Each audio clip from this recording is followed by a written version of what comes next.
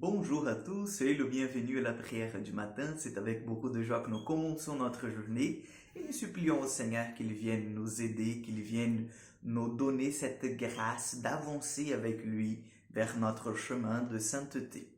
Au nom du Père, du Fils et du Saint-Esprit. Amen. Je vous salue Marie, pleine de grâce, le Seigneur est avec vous.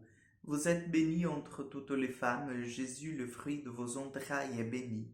Sainte Marie, Mère de Dieu, priez pour nous pauvres pécheurs, maintenant et à l'heure de notre mort. Amen. Notre-Dame d'Apparicida, priez pour nous. Chers frères et sœurs, nous prions aujourd'hui, nous demandons aujourd'hui aussi l'intercession de l'évêque Polycarpe. Polycarpe, en fait, est né au IIe siècle, était évêque au IIe siècle aussi, donc auprès de cette communauté chrétienne naissante. Et selon le témoignage de saint Irénée de Lyon, saint Polycarpe avait connu Jean, un des premiers disciples du Christ, avait discuté avec lui. Donc nous pouvons dire que saint Polycarpe, il est aussi un des témoins, je dirais, fidèles de la foi, de la résurrection du Seigneur. Donc demandons-lui que notre foi soit aussi fortifiée, que notre foi soit comblée par l'action de l'Esprit Saint. Nous allons prendre l'évangile de Marc aujourd'hui, chapitre 9, versets 38-40.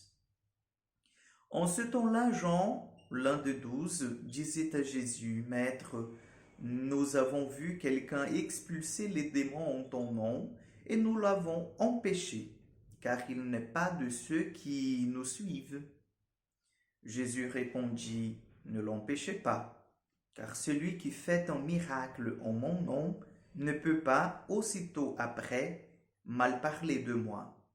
Celui qui n'est pas contre nous est pour nous. » Acclamons la parole de Dieu.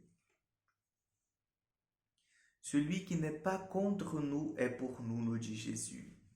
C'est intéressant aujourd'hui d'aborder ce sujet dans l'Évangile parce que souvent, en fait, nos frères et sœurs, ils ont, ou même nous, il faut qu'on fasse cet examen de conscience aussi, parce que nous aussi, nous avons tendance à exclure ceux qui ne sont pas de notre entourage, de notre groupe.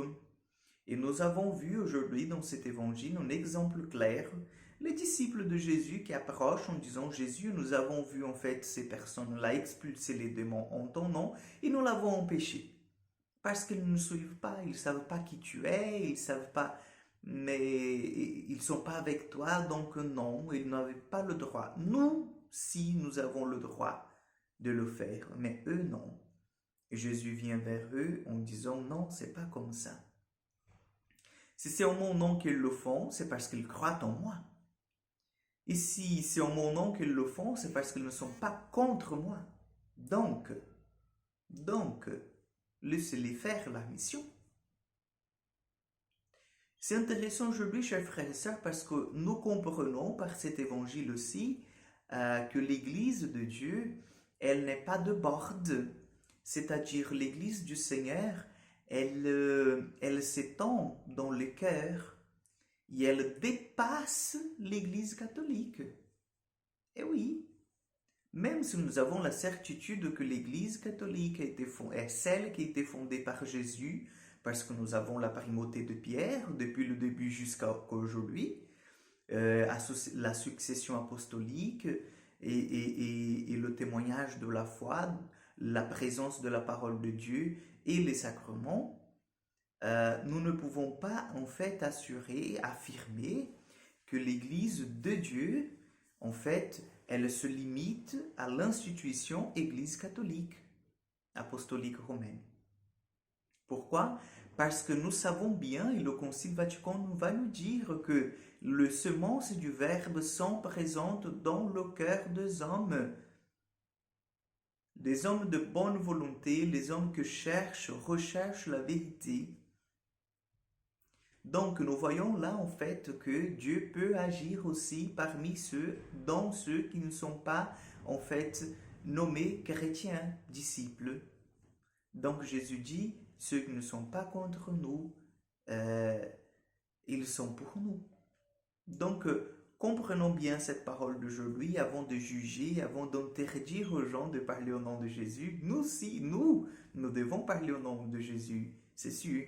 Mais nous ne devons pas empêcher les autres de prêcher le nom de Jésus. Sauf ceux, la doctrine, elle est erronée. Alors là, c'est différent. Donc, demandons au Seigneur, demandons à Saint Polycarpe que nous soyons fidèles à la mission que le Seigneur nous a confiée et que nous soyons aussi miséricordieux comme notre Père du ciel est miséricordieux. Le Seigneur soit avec vous. Que Dieu Tout-Puissant vous bénisse et vous garde, le Père, le Fils et le Saint-Esprit. Amen.